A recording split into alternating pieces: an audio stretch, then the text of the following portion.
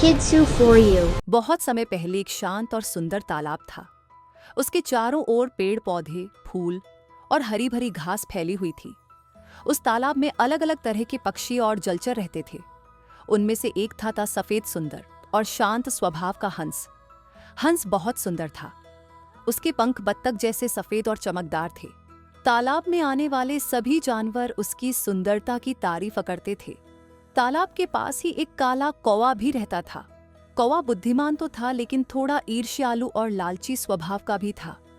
हर दिन जब कौवा देखता कि लोग हंस की तारीफ कर रहे हैं तो उसे जलन होती और वह सोचता, सब इस हंस की तारीफ क्यों कर रहे हैं? क्या मैं कम हूँ? मेरी आवाज सबसे अलग है, मैं उड़ने में तेज हूँ। अगर चाहूँ तो इस हंस को हरा सकता हूँ। एक दिन कौवा हंस के पास गया और बोला, अरे मित्र, तुम्हारी सुंदरता की चर्चा तो हर जगह है, लेकिन क्या तुम उड़ने में उतने ही अच्छे हो जितने दिखने में हो? हंस मुस्कुराकर बोला, मित्र, मैं बहुत ऊंचा या तेज नहीं उड़ता। मैं पानी में तैरना जानता हूँ और शांत जीवन पसंद करता हूँ।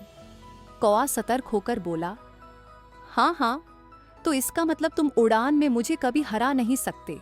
आओ, आज हम एक उड़ान प्रतियोगिता करें कि देखने को कौन श्रेष्ठ है।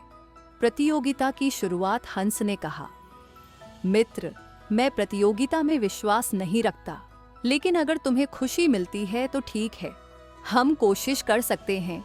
कौवा चिल्लाकर बोला, तो तय रहा, कल सुबह हम दोनों दौड़ेंगे, देखते हैं कौन आसमान का राजा है। अगले दिन सभी पक्षी इकट्ठा हुए। कौवा आत्मविश्वास से भरा था। उसने सोचा, यह हंस तो मेरे सामने टिक ही नहीं पाएगा। प्रतियोगिता शुरू हुई। शुरुआत में कौवा बहुत तेज उड़ने लगा। उसने कई कलाबाजियां दिखाईं, कभी ऊपर जाता, कभी नीचे आता। वह हंस से चिल्लाकर बोला, देखा, मेरी उड़ान कितनी शानदार है।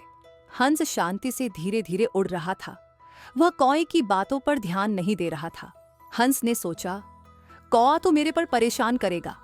उसने और ऊंचा उड़ना शुरू कर दिया, लेकिन जैसे जैसे ऊंचाई बढ़ती गई, हवा पतली होने लगी और उसका दम फूलने लगा। कौवा की परेशानी, कौवा इतनी ऊंचाई तक कभी नहीं गया था। उसकी सांसें तेज होने लगीं और पंख कमजोर पड़ गए। कौवा चिल्लाया, ओह, ये क्या हो रहा है? मैं तो नीचे गिर जाऊंगा। हंस अब भी धीरे और आराम से उड़ रहा था।